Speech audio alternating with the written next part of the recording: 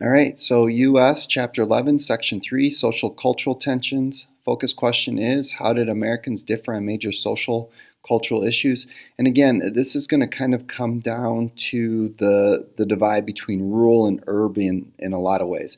Not exclusively, but pretty darn close. So if we look at comparing the economic cultural changes in rural America to urban America, like I mentioned in a previous video, urban America has electricity, more consumer goods.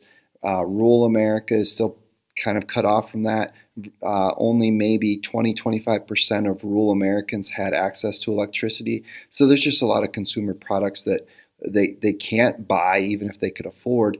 And on top of that, rural America is in the midst of the Great Depression far earlier than urban America is. And so that's another factor here, that they just don't have extra money to spend in a lot of cases. And so one of the things, too, with the 1920s is traditionalism and modernism are clashing. You have those people who are going full forward on the modern technology and all that it has to offer.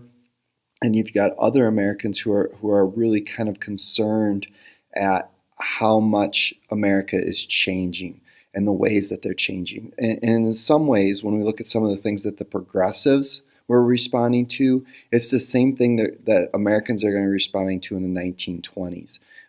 So those things don't change very much. When we look at the 1920 census, for the first time in U.S. history, more people are living in big cities or cities than they are living in rural areas. So that's a big change. So we're full scale going urban America versus rural America. And again, like I had mentioned before, when you look at urban Americans, they have consumer products. They have access to far more leisure activities, electricity. They embrace kind of science and more secular values. And with urban Americans, formal education is pretty important. If you want access to a higher paying job, especially with math and language, that'll give you access to that.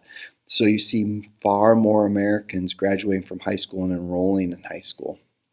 And that just isn't the case in rural America.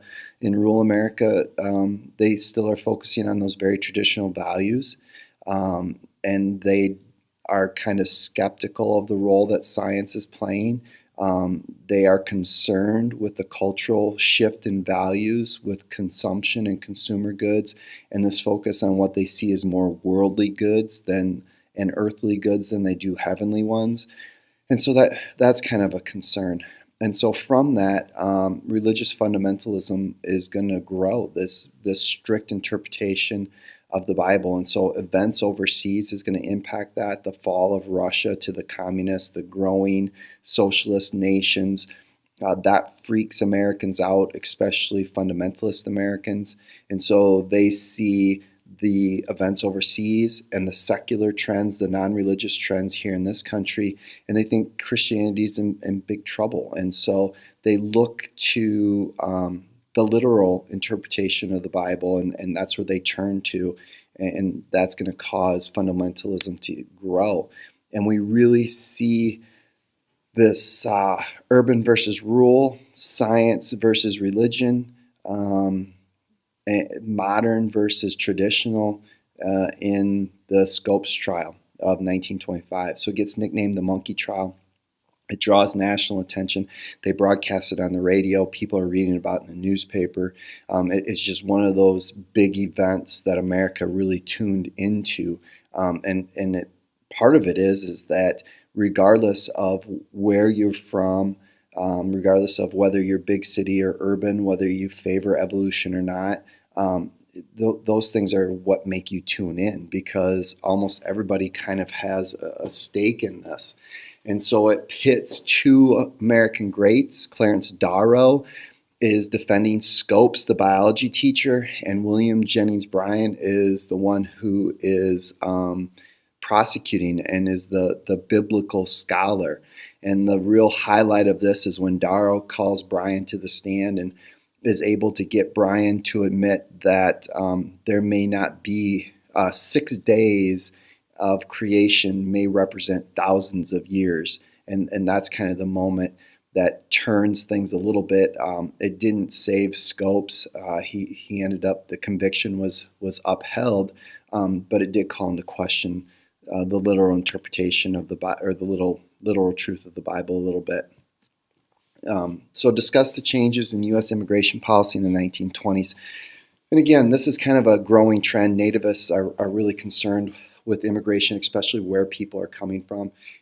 Pre-1900, again, it was mostly Northern and Western Europeans. That didn't concern people too much. But then in the late 1890s, you start to see a shift towards Southern and Eastern Europe. On top of that, you had more Asians coming over beginning in the 1880s, and that kind of brings about the Chinese Exclusion Act and the Gentleman's Agreement that prohibits that. But with the concern over the Southern and Eastern Europeans, especially after the fall of Russia to communism, nativists and probably the average American would like to see restrictions and limitations. So you start to get a quota system. You get two different acts that pass this quota system. The big one is the National Origins Act of 1924. They used the 1890 census numbers to determine what percentage of people can come from certain countries. And what it did is, because there were so many from Northern and Western Europe at that time, they never fulfilled their quota. They could always send more if they had wanted to. Whereas on the other hand, Southern and Eastern Europe, they filled their quota within the first month or two. So that's kind of what's going on with the immigration policy. If we look at the goals and motives of the KKK, 1915, you see this resurgence of the KKK. Again, it's in response to many different things. It's a response to the type of immigrants that are coming over. Southern and Eastern Europeans, they tend to be Jewish, they tend to be Catholic, and that causes some issues. The focus on science and secular values is another thing that they're responding to. And so this KKK has a whole new list of goals and motives in terms of what they're looking for. But what they're really promoting themselves as protector of true American values.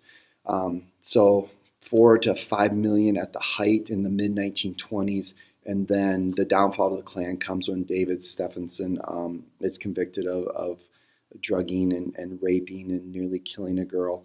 And then that promoter of true American values, it doesn't look so good, especially the protector of, when the leader of the Klan does that. So if we look at the successes and failures of the 18th Amendment, the 18th Amendment is prohibition. It bans the manufacture, distribution, and sale of alcohol.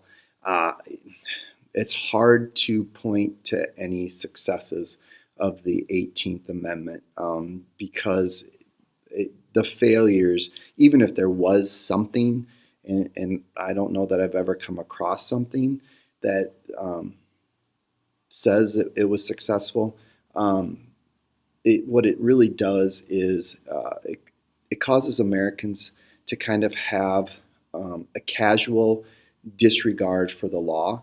The fact that so many Americans broke the law, and then you have increased crime that comes out of it. Here it was promoted as going to save the United States. It was going to decrease crime. It was going to decrease single-family homes. It was going to decrease divorce. It was going to decrease all kinds of things, and that just never happened. And what it does is it further divides the nation, kind of between urban and rural to some extent, but it also divides traditional Americans, nativists, versus immigrants who came from cultures where alcohol wasn't seen as a great evil. So those things are just going to further pull the nation apart. And so it really failed to live up to all of its promises.